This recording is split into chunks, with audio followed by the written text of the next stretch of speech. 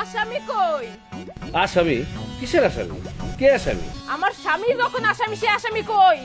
হারামজাদারে আমি কাল রাইতের থেকে হারিকেন দিয়ে খুঁজতাছি। ওরে একবার পাইলে হইছে। আজকে আজকে ওর বাপের নাম, ওর মায়ের নাম, ওর 14 গোষ্ঠীর নাম আমি এক দাঁড়তে ভুলাই দিব। হারামের বাচ্চা, বদমাইশ করে বদমাইশ। তোরে আমি খুঁজতাছি, তোরে আমি কোথাও পাইতাছি না। আপনি ওই জুয়ারির বউটা না? ওরে ধরেন, ওরে ধরলে আপনি আপনার স্বামীরে পাইয়া যাবেন। ওর গলায় টিপ্পা ধরেন আর মাথার মধ্যে দুটা বাড়ি দেন। সালাম ভাই, তুমি আমার লগে মিথ্যা কথা কইলা। আজকে তো তোমার আমি খবর আছে। আমার লাঠি, ওই যে লাঠি, ওই যে লাঠি। আরে তুমি লাঠি রাখা দিলে। লাঠি দিয়ে তোমার মাথার মধ্যে দুটা বাড়ি দিলে তোমার সমস্যা আবার ভূত চলে যাইব।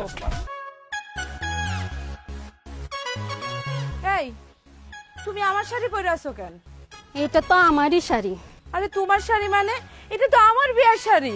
আরে হ্যাঁ লতা, এটা তো তোমারই বিয়ের শাড়ি। কিন্তু কি করুম কও, গরিব মানুষের মাইয়া, বিয়া ঠিক হইছে, শাড়ি কিনার তো টাকা নাই, তাই মনে করো তোমার বিয়ার শাড়িটা আমি ওকে দিয়ে দিছি। কাজটা ভালো করছি না? দেখো মেয়েটারে কিন্তু বিয়ের শাড়িতে অনেক সুন্দর লাগতেছে। ভাই, বিয়ে আমার যেখানেই হোক, ভোটটা কিন্তু আমি আপনারই দিব। দেখছো, একটা ভোট তো পাইয়ে গেলাম। শোনো, ভোট তো দিবাই। এই নাও 100 টাকা, 100 টাকা দিয়ে কিছু কিনা খাও, ঠিক আছে? ঠিক এই, আমার শাড়ি দেয়া যাইতে কও। তুমি কি উল্টা পাল্টা কথা বলতেছো? শাড়ি দেওয়া যাবে মানে? এই শাড়ি কিন্তু টাকা লাগবে, আমার কাছে তো কোনো টাকা পয়সা নাই।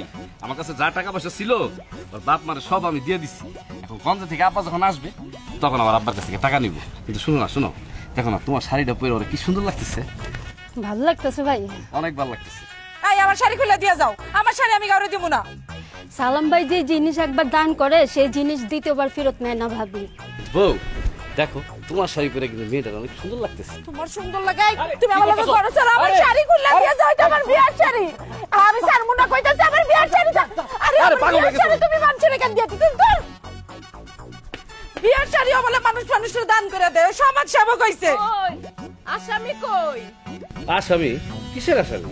কে আসামি? আমার স্বামী যখন আসামি, সে আসামি কই? হারামজাদারে আমি কাল রাইতের থেকে হারিকেন দিয়ে খুঁজতাছি। ওরে একবার পাইলে হইছে। আজকে আজকে ওর বাপের নাম, ওর মায়ের নাম, ওর 14 গোষ্ঠীর নাম আমি এক দাঁড়তে ভুলাই দিব। হারামের বাচ্চা, বদমাইশ করে বদমাইশ। তোরে আমি খুঁজতাছি, তোরে আমি কোথাও পাইতাছি না। আপনি ওই জুয়ারির বউটা না? ওরে ধরেন, ওরে ধরলে আপনি আপনার স্বামীরে পাইয়া যাবেন। ওর গলায় টিপ্পা ধরেন আর মাথার মধ্যে দুটা বাড়ি দেন। সালাম ভাই, তুমি আমার লগে মিথ্যা কথা কইলা। আজকে তো তোমার আমি খবর আছে। আমার লাঠি, ওই যে লাঠি, ওই যে লাঠি। আরে তুমি লাঠি রাখা দিলে। লাঠি দিয়ে তোমার মাথার মধ্যে দুটা বাড়ি দিলে তোমার সমস্যা আবার ভূত চলে যাইব। ওই আমার স্বামীরে বাইক করে দাও। কই লুকা আছে আমার স্বামীরে? বাইক দাও, বাইক করে দাও আমার স্বামীরে। সালাম ভাই, দরজা খুলো। সংসারের গোষ্ঠী কেলাই আজকে আমি আমার বাপের বাড়ি চলে যাম। তোর সংসার আমি করবো না। তুই সমাজ সেবা করো। আচ্ছা, জলিলের বউরে খেপানোর তোমার কি দরকার ছিল? ওই মহিলা তো একটা আদা পাগল মহিলা, আর গরিব মানুষের বিয়াতে একটা শাড়ি দিছি। আমি কি অনেক বড় অন্যায় করে ফেলাইছি? বিয়ার শাড়ি প্রতিটা মাইয়ার একটা স্বপ্ন থাকে। কোন আক্কেলে তুমি আমার বিয়ার শাড়ি দান করে দিছো? দিছি, তাতে সমস্যা কি? তোমার আবার শাড়ি কিনা দিব? না, আমার অন্য কোনো শাড়ি লাগবো না। আমার বিয়ার শাড়ি আমার লাগবো। আচ্ছা ঠিক আছে, কুসুমের বিয়াটা হয়ে যাক, তাকে আমি রিকোয়েস্ট করবো, সে যদি দেয় তোমার আমি দিয়ে দিব। কি কইলা? তুমি তো সুবিধার লোক না। একবার খালি আমার বাপের বাড়ি যাইতে দাও, আমি আমার বাপের সব কথা কমু। না না বউ, শোনো তুমি না, শোনো তোমার দুটো পায়ে ধরে বলতেছি, তোমার আব্বা আমার নিয়ে যেই স্বপ্ন দেখছে, আমার নিজের আব্বা আমার নিয়ে কোনোদিন এই স্বপ্ন দেখে নাই। এর জন্য তোমার আব্বার কানে এখন উল্টাপাল্টা কোনো কিছু দেওয়া যাবে না। আমি এত কিছু বুঝি না। 1 ঘন্টার মধ্যে আমার শাড়ি এনে ফেরত দিবা। 1 ঘন্টার ভিতরে লাগবো? আসলে হয়েছে কি, তোমার না একটা কথা বলা হয় নাই, কুসুমের চুলকানি আছে বুঝছো। এখন ধরো ওর কাছে শাড়িটা চাওয়ার পরে ও যদি দিয়ে দেয়, তখন তো শাড়িটা আমি তোমাকে এনে দিব, তখন তুমি তো এটা পরবা। এটা নিয়ে আমি খুব টেনশনে আছি। তোমারও যদি চুলকানি হয়ে যায়? আচ্ছা থাক, তাইলে আর শাড়ি আনা লাগবো না। এমনিতে আমি আবার এই চুলকানি অনেক ভয় পাই।